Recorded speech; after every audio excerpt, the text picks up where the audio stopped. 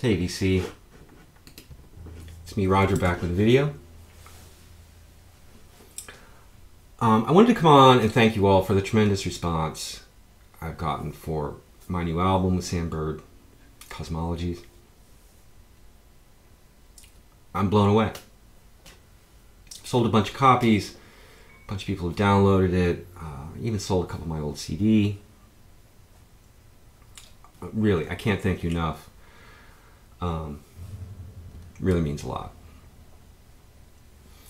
I wanted to come on also and geek out a bit about the whole cutting of the vinyl. Because like I mentioned in my last video, I went back and recut the record. And I thought I'd come on and tell you why, what we did. I don't know, I figure it's the vinyl community.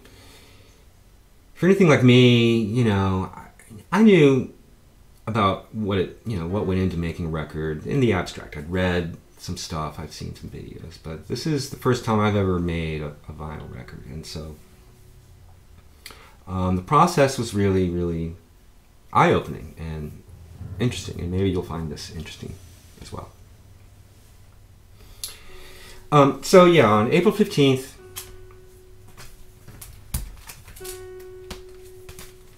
cut these original reference lacquers at Welcome to 1979. Came home, listened to them, was so excited, made a video. Said, oh, they sound great. They do sound great. But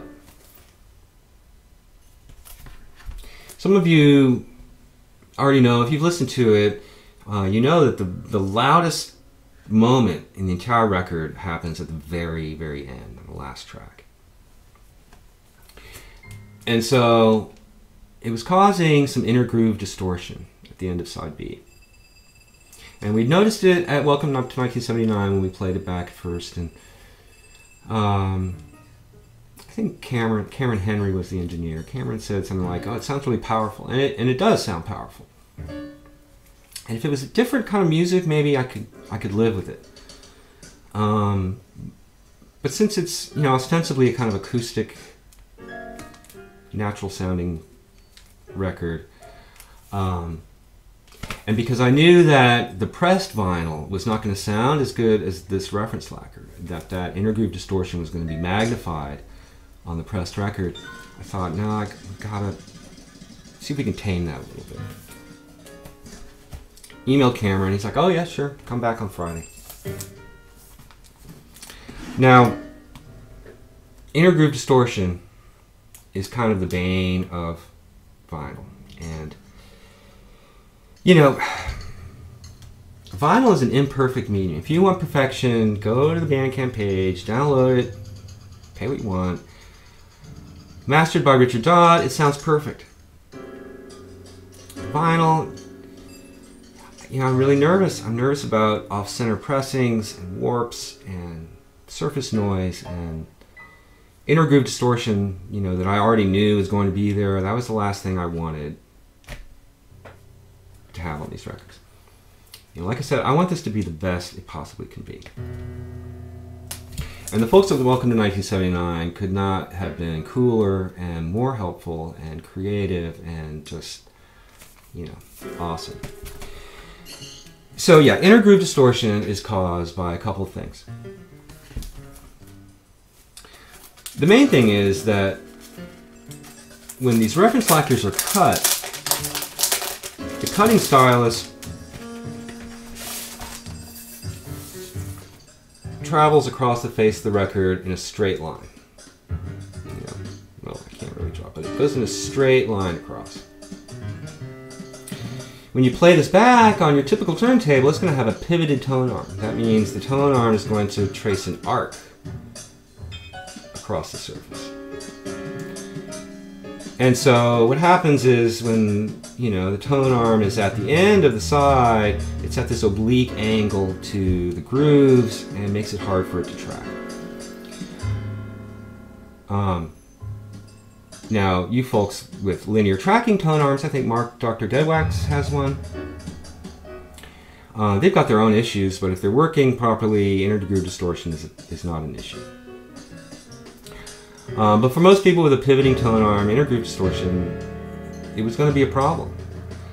The other thing that contributes to intergroup distortion is the fact that while the platter is turning at a constant 33 1/3 RPMs, the needle is traveling at a decelerating linear velocity.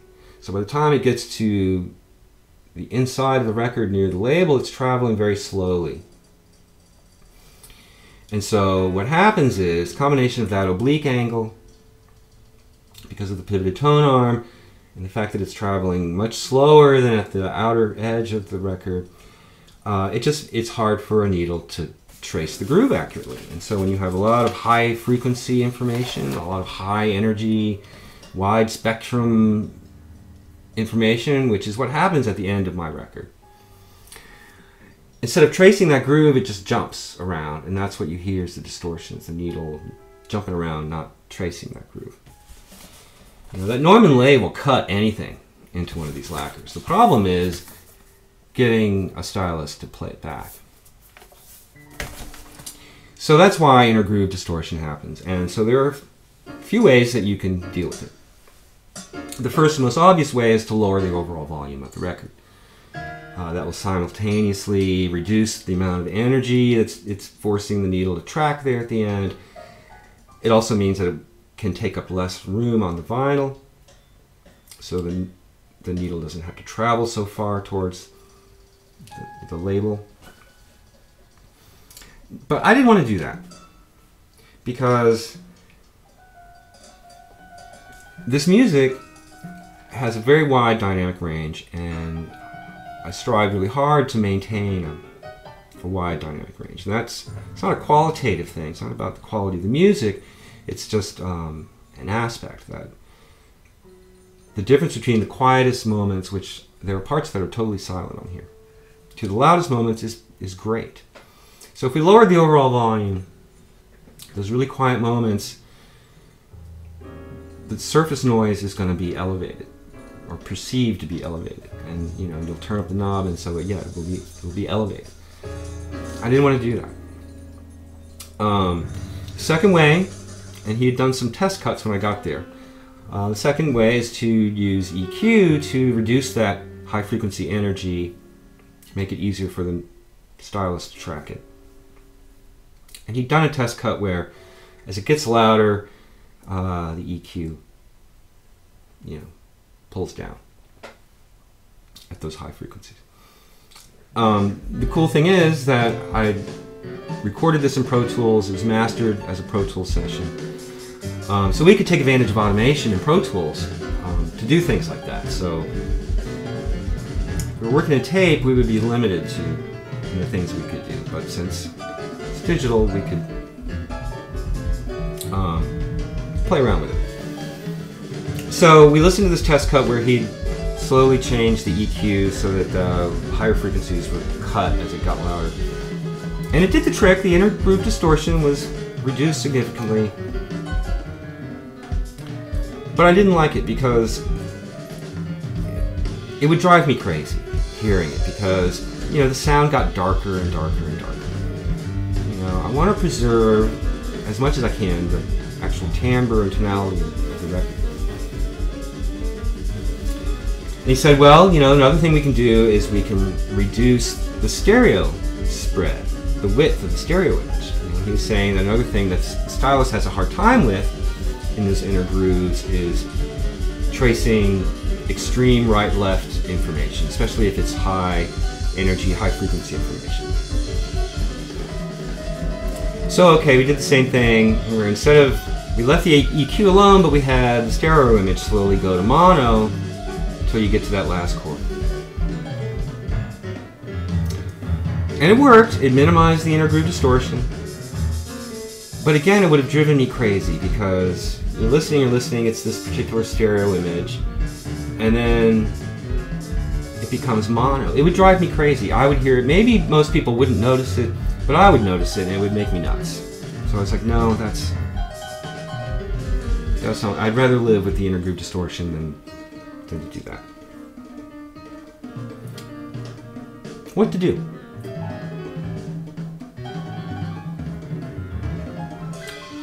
So I said, well, really, what's really bothering me is that last chord, that very last crashing chord where Sam hits those drums harder than he had the whole time he was here. And I'm, you know, big, lots of energy in that chord. It's like, what if we just tried to make it so that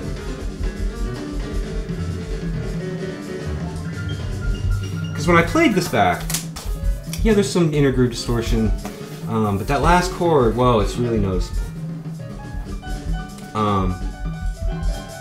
So it's like, okay. So again, using automation, we started with EQ. When that crashing chord happens, EQ drops.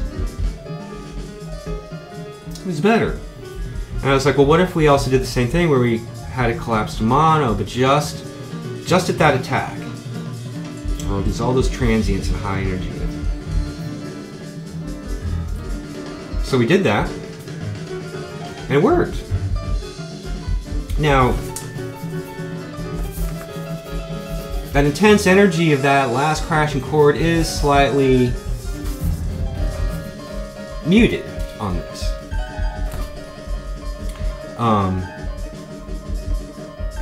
The thing is, you can't hear that this happens because it gets louder and louder and louder. There's this big crashing chord. It goes to mono for a split second. By the time you notice anything's different, it's already gone back to stereo. It's really cool. We were both pretty amazed at how this worked. You know, so depending on your turntable tone arm setup, you may or may not have some inner groove distortion issues on side B, the end there.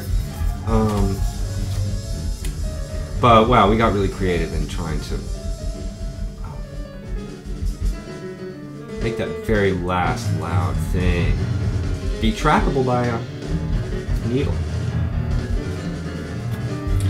Cameron was amazing. I mean, we spent over an hour on 3 seconds of music. Yeah, welcome to 1979. They know what they're doing. So yeah, that was pretty interesting.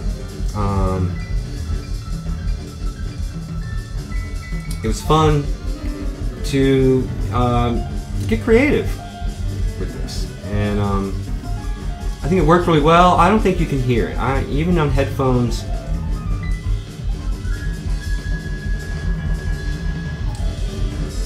Awesome. All right, I'm gonna stop, and